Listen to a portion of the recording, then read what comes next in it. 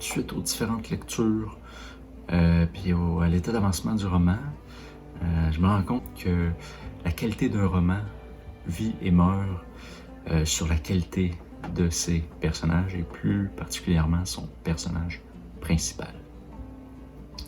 Donc, je me suis dit pourquoi pas explorer ce personnage principal-là en prévision d'une vidéo, ce qui me permet de le travailler, de le connaître davantage et de faire une pierre deux coups.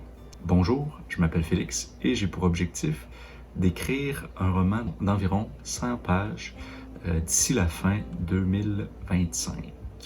Donc, pourquoi parler du personnage principal? Mais d'abord, c'est que j'ai l'impression qu'il est particulièrement flou comparativement à mes personnages secondaires. Puis je comprenais pas pourquoi. J'ai une petite théorie.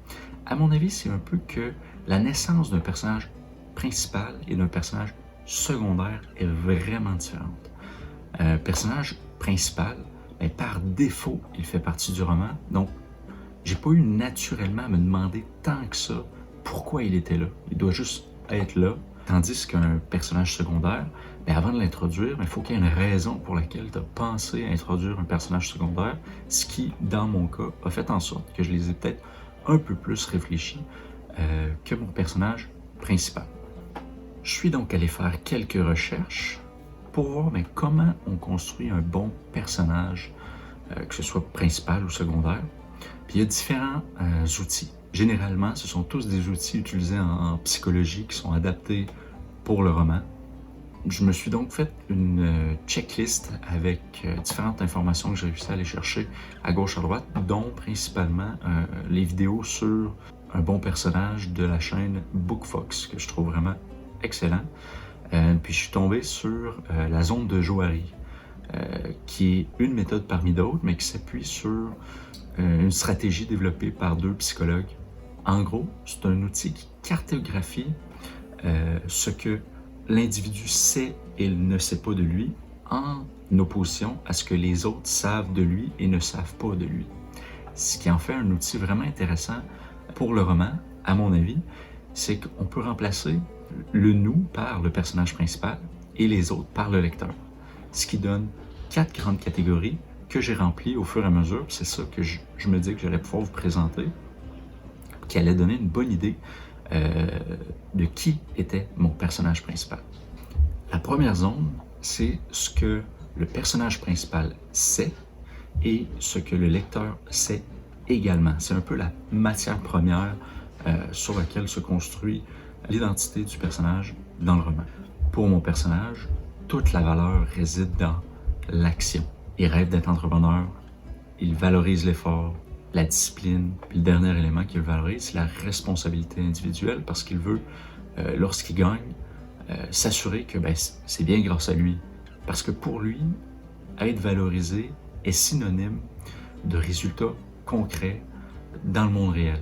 Puis ce signal-là ne peut pas venir d'une autorité morale jusqu'à un certain point. Il doit venir de gens qui utilisent le service, le produit, peu importe, qui l'offre. En gros, la plus grande peur qui réside dans mon personnage et qui découle de ces éléments-là, c'est qu'il ne veut pas être un non-playable character, un NPC dans un jeu vidéo où c'est grosso modo le personnage secondaire de la vie de multiples personnages principaux.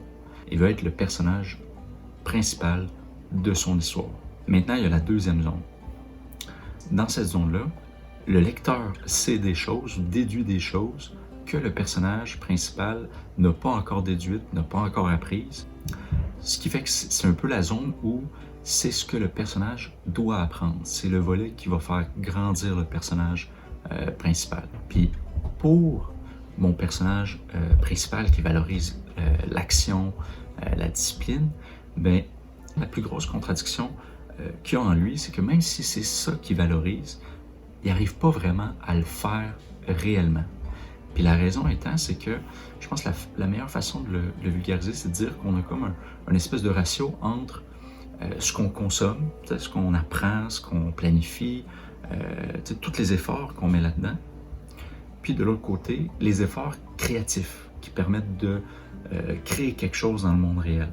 Puis ce ratio-là, dans les deux cas, c'est deux éléments dans lesquels on peut mettre de l'effort, puis on peut se sentir valorisé. Mais dans les deux cas, ils n'ont pas la même capacité à créer de la valeur.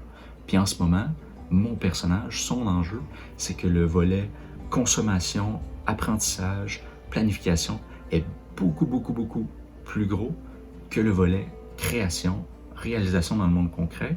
Puis, ce qui arrive en ce moment, c'est qu'il se voile un peu la face, sans le vouloir, en pensant que l'effort qu'il met justement dans la consommation a la même valeur que s'il créait réellement.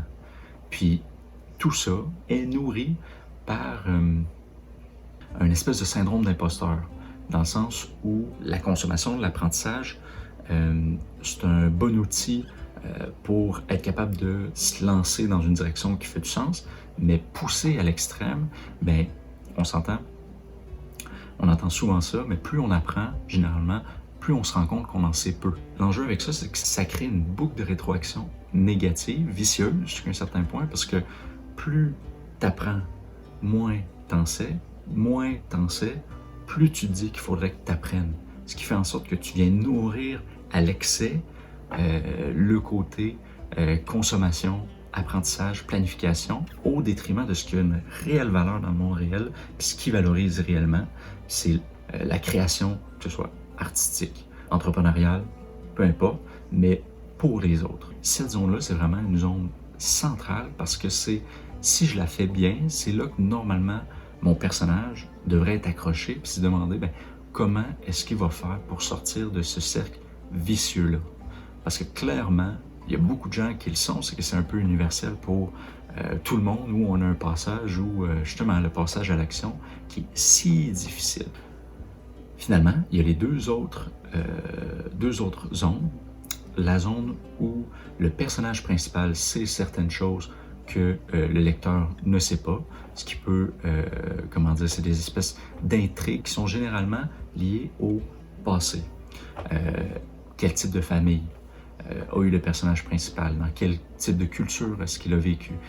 Est-ce qu'il y a eu un élément déclencheur majeur qui l'a transformé de sorte à avoir un objectif qui est un peu contre-intuitif ou pour lui, qui n'est pas si naturel que ça?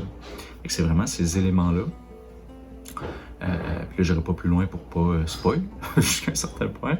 Puis le quatrième élément, le dernier, c'est ce que non seulement le lecteur ne sait pas, mais que le personnage non plus ne sait pas. Puis c'est généralement ce qui est plus lié au futur.